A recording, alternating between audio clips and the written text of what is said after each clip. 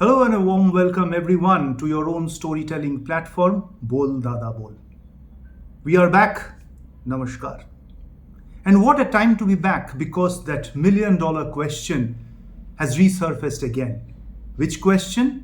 That $1,000,000 question as to whether can India ever qualify to the FIFA Football World Cup? When will we be qualifying to the World Cup? As you all know, the Cricket World Cup is on, and only the other day, a very dear friend of mine who does not follow sports much kind of taunted me.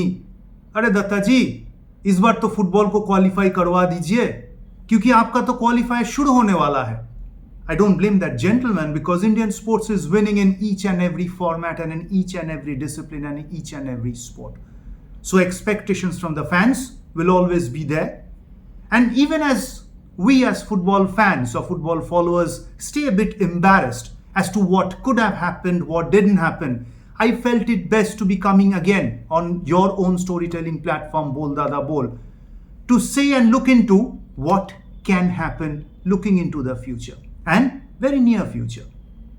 Well, the qualifiers have been were drawn long back, and India have been clubbed with Afghanistan, Kuwait, ourselves, India and Qatar in a group of 4, from which 2 teams would be advancing to the next stage, not qualifying to the World Cup, but getting out of the groups to the next stage. With this draw, what are India's chances?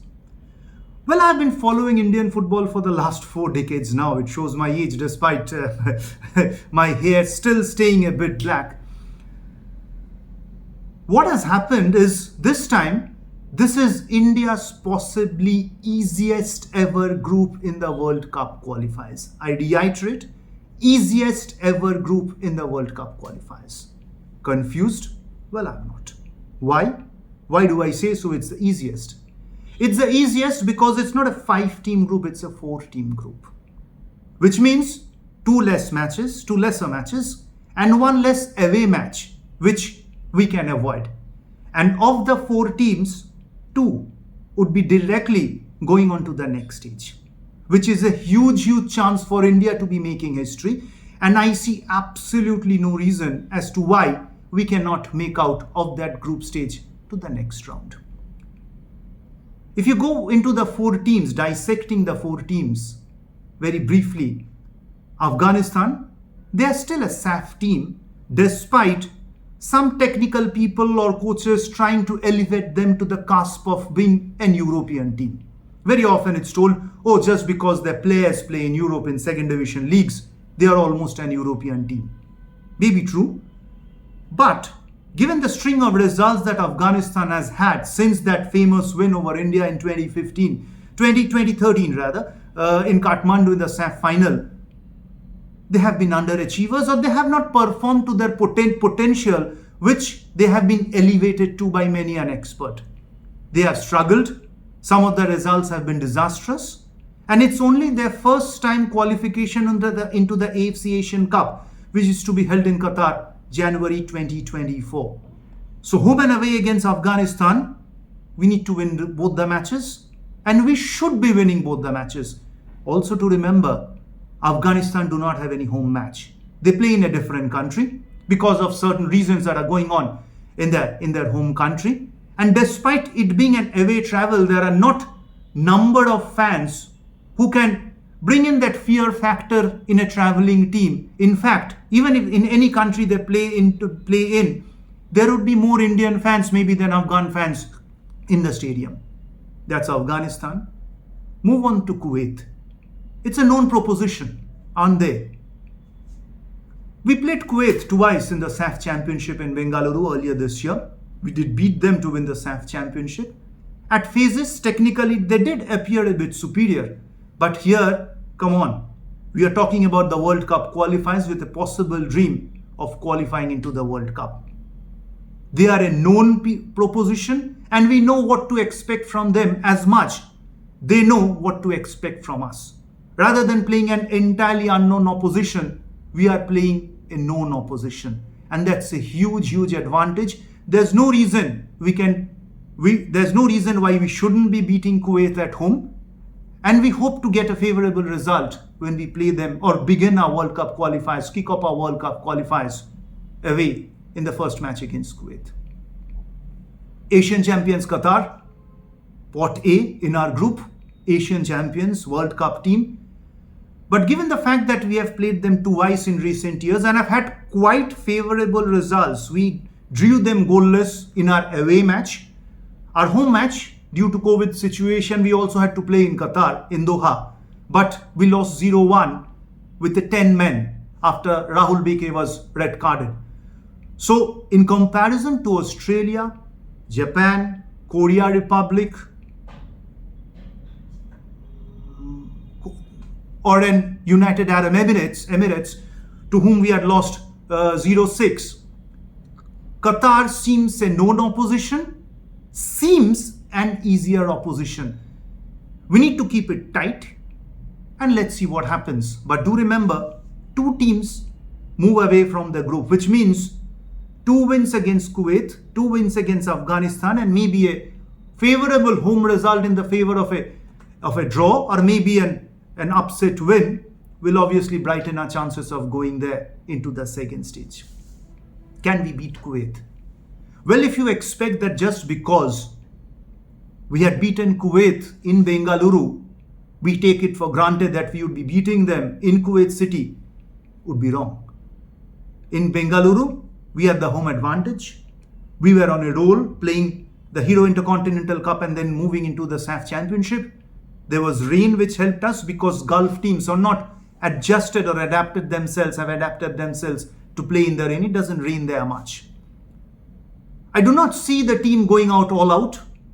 We would be defending in numbers, sometimes 6. Obviously, the shape needs to be maintained and try to catch them unaware on the counter attack with the 2 flanks coming in at huge speed. I see Mahesh Singh and also Lalianzuala Changte starting at the wings and a 4-4-2. I don't think so. Coach Igor Stima should be going on for any other combination other than a 4-4-2 in the first match against Kuwait. The last 2 World Cup qualifiers, in both times in Bengaluru and in Guwahati, we played Oman, and we played possibly the best match of that qualifying group, of that qualifying round.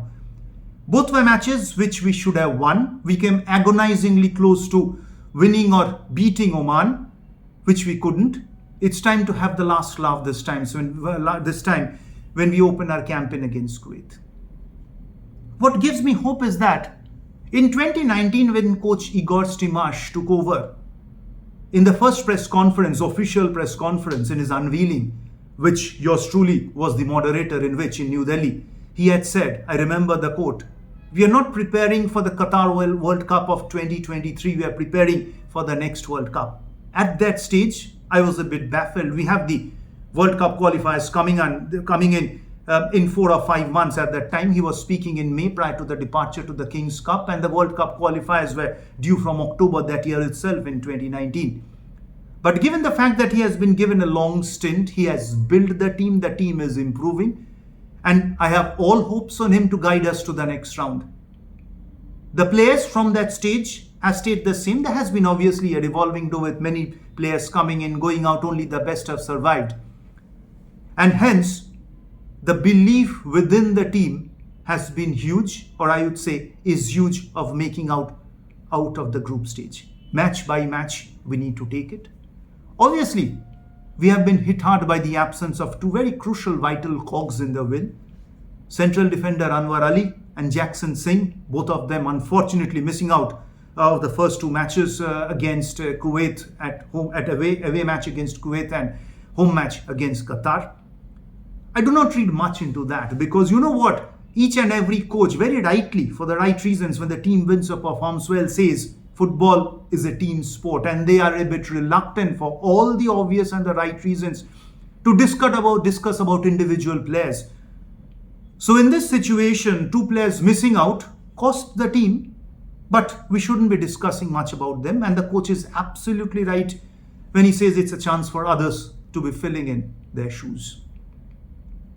The million-dollar question, can we qualify to the World Cup? What has happened has happened. If we need to qualify to the World Cup, if we need to have our dreams fulfilled, because each and every sport is now has gone up to already to the global stage. India is slowly started or already evolved as a sporting nation. And to qualify to the World Cup, come what may, we need to win matches. And from such an easy group, if we cannot take the right step, it again pushes us back to 4 years. The biggest Indian football fan that I am, I'm totally optimistic. There's no reason why we shouldn't be there. Discipline, dedication, commitment, execution. All the best, Blue Tigers. Let's do it. We'll be back on Boll Dadaa Boll at regular intervals, dissecting each and every match and also looking at other sectors of sport and society. With all your support, this is your own storytelling platform, Boll Dadaa Boll. Stay well. Namaskar.